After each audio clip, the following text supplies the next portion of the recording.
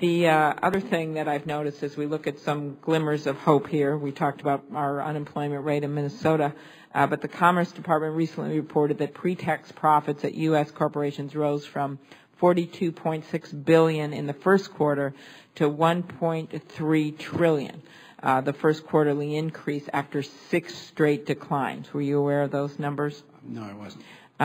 This just came out recently. We do know that profitable companies are more likely to hire than those that are faltering. Have you seen this before in the rates for unemployment? When you have more profitable companies that you will, not exactly that same month, but you may see more hiring in the future. Yeah, I'm not sure at the company level, but I know on the national numbers, you do tend to see during early parts of an expansion, you do see the profits going up prior to the employment, but the employment does lag a little bit, but it almost always goes in that order.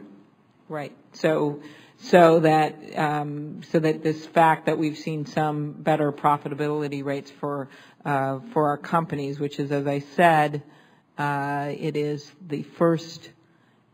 the first quarterly increase after 6 straight quarter decline. So that's after like a year and a half. So this could be a good sign if you believe my numbers, which I believe are accurate.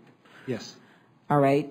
And I know that Chairman Cummings brought up the consumer confidence, that when we talked about that a lot last month, because we've seen these increases in unemployment, but at the same time the consumer confidence numbers going up, which may again help with people buying things. Is that right? That's correct.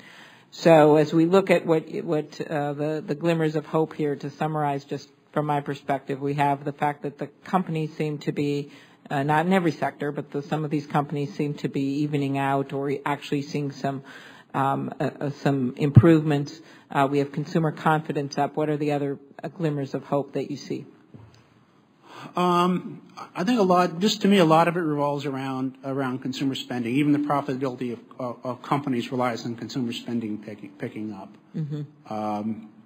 Having the consumer confidence tick up is a good sign. The consumer confidence doesn't always track well with consumer spending, but it does for major changes. That's the sort of thing I think that I find encouraging. You know,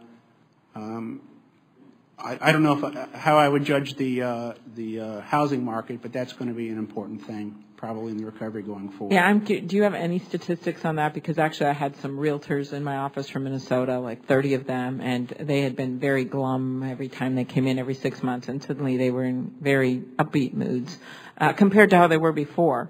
And they said that they were starting to sell a number of first-time homes. They said the tax credit was incredibly helpful, the $8,000 tax credit that is, as we reach the end of the year, that a lot of younger people or first-time home buyers were starting to buy. You would most likely not have those statistics, but or do you? Yeah, you know, I don't have the statistics right in front of me, but I have a rough notion that certainly the inventory of new home sales is still pretty high. I think it's something like a year's worth of inventory. Mm-hmm. But I think it's the kind of like the job growth. It's not as high as it was, but it's still high. Exactly. So I haven't looked at the numbers really carefully lately, but my general impression is that I agree with you that there maybe are some indications that the decline in the housing is slowing. All right. Well, thank you very much, Commissioner Hall. I think Ms. Klobuchar pretty much summarized it. It's good to hear some news that's not going in the negative direction. We certainly are, you know, you've given us a few things to feel a bit optimistic about, and hopefully when we see you next month, we'll have even better news. But thank you very much. Thank you.